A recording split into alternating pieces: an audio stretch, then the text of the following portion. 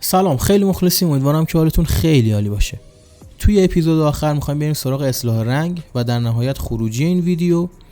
یه توضیح اول این ویدیو بدم. ما میخوایم خیلی در واقع سریع اصلاح رنگ رو اینجا اعمال بکنم، فقط برای اینکه ببینید اون فضای رنگی چطور تغییر میکنه و یه سری نکات رو میخوام بهتون بگم. اگه در واقع دنبال آموزش از 0 تا 100 اصلاح رنگ هستید، این ویدیو مناسب شما نیست. یه ویدیو دیگه توی چنل داریم که از 0 تا 100 تمام پنل ها و قسمت های لومتری کالر رو با هم بررسی کردیم، اصطلاحاتش رو اونجا گفتم و 0 تا 100 آموزشش دادیم. اگه دنبال آموزش از 0 تا 100 اصلاح رنگ هستید، اول اون ویدیو رو نگاه بکنید و اون ویدیو بیشتر به درد شما میخوره. این ویدیو صرفاً در واقع ما با زبانهای مختلف کار میکنیم، خیلی فاز آموزشی نداره، صرفاً اینکه شما ببینید اصلاح رنگ این ویدیو از 0 تا 100ش به چه صورت میشه. خیلی روش توضیح ندادم و صرفاً در واقع با اعداد و ارقام کار کردیم و از یه جایی در واقع از یه رنگی به یه رنگ دیگه رسوندیمش. پس دارم بازم میگم اگه دنبال 0 تا 100 میگردید، آموزش 0 تا 100، اون ویدیو به درتون میخوره که لینکش رو توی دیسکریپشن براتون قرار میدم. بعد از اینکه اصلاح رنگ رو انجام دادیم، میریم سراغ خروجی گرفتن که بازم اگه دنبال آموزش 0 تا 100 خروجی میگردید، یا آموزش دیگه توی دیسکریپشن براتون میذارم. از 0 تا 100 بهترین تنظیمات برای خروجی اینستاگرام و یوتیوب رو براتون گذاشتم. اون ویدیو رو نگاه بکنید و بعد برید سراغ این ویدیو. در کل این ویدیو خیلی جنبه آموزشی نداره، بیشتر در واقع یه روند رو نشون میده. پس گفتم که اول این ویدیو در واقع این نکته رو بهتون بگم که زمانتون هدر نره. اما ممنون میشم که نظرتون رو حتما در رابطه با این مجموعه آموزشی که در واقع داشتیم، توی 4 اپیزود 5 اپیزود که داشتیم، نظرتون رو در رابطه با کل این مجموعه بگید. آیا دوست دارید که بازم در واقع ادامه بدیم، ویدیوی جدید بسازیم؟ و اینکه همین دیگه، لایک و کامنت و ساب یادتون نره که خیلی باعث دلگرمیه. و بریم که در واقع این ویدیو رو داشته باشیم با توجه به نکاتی که گفتم. CTI رو بیارید توی یکی از نماهاتون که در واقع هیچ افکتی روش اعمال نشده باشه. میریم توی قسمت افکت ها و لومتری کالر رو سرچ میکنم و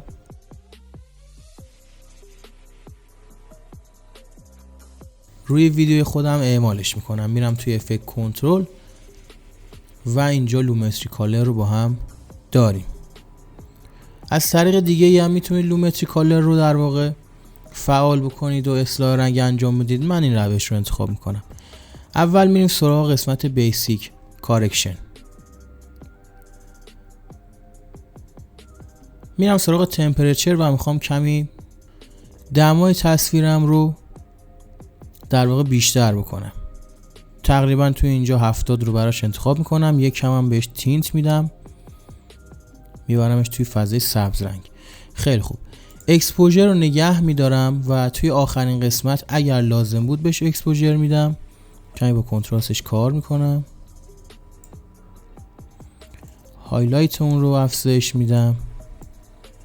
شادوی اون رو کمی کاهش میدم و قسمت های سفید رو میخوام در واقع بیشتر بکنم. یه نکته رو همین الان در رابطه با اصلاح رنگ بگم به شما. اصلاح رنگ کاملا سلیقه‌ایه و شما باید با تغییر این پارامترها به نتیجه دلخواهتون برسید. اول باید مثلا دارم میگم قسمت وایت رو کاهش بدید، اگر نتیجه مناسب بود که نگهش میدارید، اگر نه باید افزایشش بدید. شما باید با بازی کردن با این در واقع عددها به یه نتیجه دلخواه خودتون برسید. این الان من اینجا مثلا بلک رو که در واقع میام کاهشش میدم، نتیجه خیلی مناسب نیست. خیلی هم افزایشش بدم کارمو خراب میکنه. میام مثلا در حد 3-4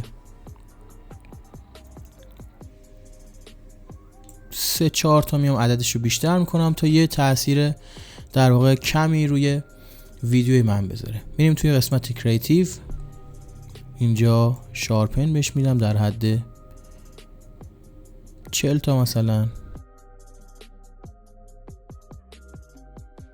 با قسمت وایبرنس و سچوریشن اینجا کاری نداریم. توی قسمت های بعد در واقع اونها رو اعمال میکنیم. میتونیم اینجا یکم با هایلایت تینت و شادو تینت کار بکنیم من میخوام در کل این تصویرم رو گرمتر بکنم، خیلی به سمت در واقع رنگ های سرد نمیبرم، سعی میکنم در واقع تصویرم رو گرمتر بکنم.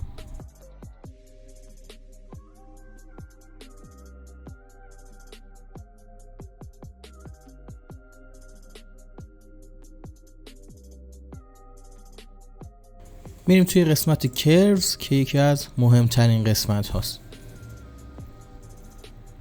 توی این قسمت میتونید شما در واقع هر محدوده رنگی رو بیایید در واقع باش کار بکنید. من فقط با همین قسمتش کار میکنم.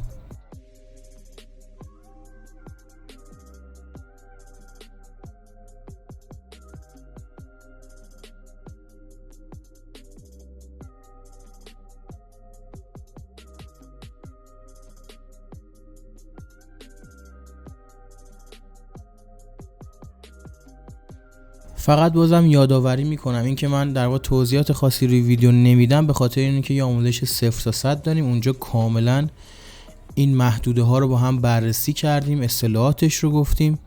اگه میخواید بدونید اینها در واقع این زبان ها به چه دردی میخوره حتما باید یه سر بزنید به اون ویدیو. لینکش هم توی دیسکریپشن براتون میذارم. کامل این قسمت ها رو با هم بررسی کردیم. میریم توی قسمت هیو سچوریشن و میخوام یکم سچوریشنش رو میتونیم بیشتر بکنیم. میتونید توی رنگ های مختلف این کار رو انجام بدیم. من کلا یکم سچوریشن کار رو بیشتر میکنم تا کل در واقع رنگ ها با هم سچوریشنشون افزایش پیدا بکنه. میریم سراغ این قسمت. من اون محدوده هایی که میخوام رنگش تغییر بکنه رو اول انتخاب میکنم. میخوام این محدوده لباس در واقع مددا هم رو کمی تغییرش بدم، یکم آبی‌تر بشه بهتره. و در نهایت محدوده زرد و سبز که توی تصویرم وجود داره همه رو با هم میتونیم در واقع تغییرش بدیم. میتونید جزئی تر هم کار بکنید.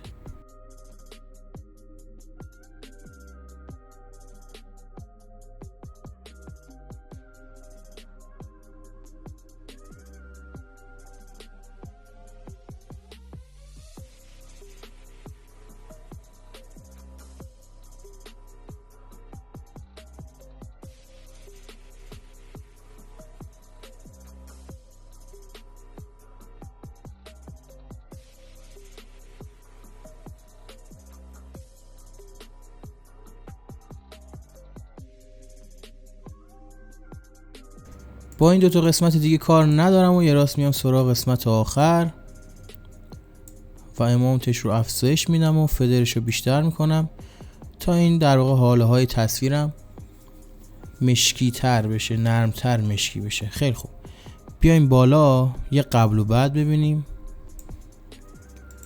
این قبل از اصلاح رنگ ما بود و این هم بعد از اصلاح رنگ و کاری که روی ویدیومون انجام دادیم. حالا کاری که باید انجام بدیم اینه که این افکت رو کپی بکنیم و روی تمام قسمت هایی که مداح ما در واقع توی اون قرار داره پیستش بکنیم و بعد از اون بریم سراغ نمای جمعیت و اصلاح رنگ اینجا رو هم انجام بدیم طبق همون آموزشی که دیدیم و سعی بکنیم فضای رنگی این دوتا تصویر رو با هم یکسان بکنیم تا در واقع کار ما نتیجه بهتری داشته باشه. یه نکته ای رو هم در واقع باید بهش اینجا بپردازیم. افکت لومتری کالر شما همیشه باید در واقع اولین افکت یا در واقع پریست باشه توی پنجره افکت کنترلتون. برای این مثال من اینو اول اینجا کپیش بکنم. بیایم توی قسمتی که ما اینجا مثلا اینجا یه سری تغییرات داشتیم دیگه. یه افکت سیاه سفید داریم و یه افکت RGB داریم.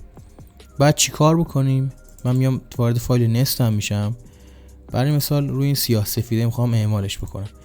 من اگه بیام لومتری کالر رو اینجا پیست بکنم میبینید چه نتیجه به ما میده؟ میره کجا اعمال میشه؟ میره روی آخرین در واقع قسمت به عنوان آخرین پریست توی پنجره افکت کنترل اعمال میشه. من باید بکشمش بالا و قبل از همه افکت هایی که توی پنجره افکت کنترل قرار داره اون رو واردش بکنم تا نتیجه کارم درست بشه. میبینید قبل و بعدشو. ولی اگه این پایین باشه همچین نتیجه به ما میده. بعد از اینکه در واقع اصلاح رنگتون رو اعمال کردین، محدوده رو با استفاده از دکمه های آی و او مشخص میکنیم و دکمه های ترکیبی کنترل ام رو میزنیم تا بریم سراغ خروجی گرفتن. فرمت رو میذاریم روی H264، پریست رو هم روی همین گزینه‌ای که هست میذاریم و میریم تغییرات خودمون رو اعمال میکنیم. تیک این دو قسمت باید فعال بشه تا هم در واقع ویدیو و هم صدا رو با هم خروجی بگیره. این قسمت رو میبندم، میریم توی قسمت ویدیو. 1920 در 1080 مشکلی نداره. این قسمت فریم ریت بعد روی 60 باشه. با قسمت های دیگه کار نداریم. اینجا تیکش رو اگه بردارید میتونید دستی تغییرات رو اعمال بکنید، ولی خب پیش‌فرض هست، من مشکلی ندارم باهاش.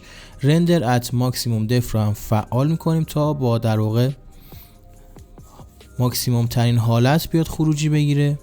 میایم توی قسمت بعد، توی قسمت انکودینگ ستینگ.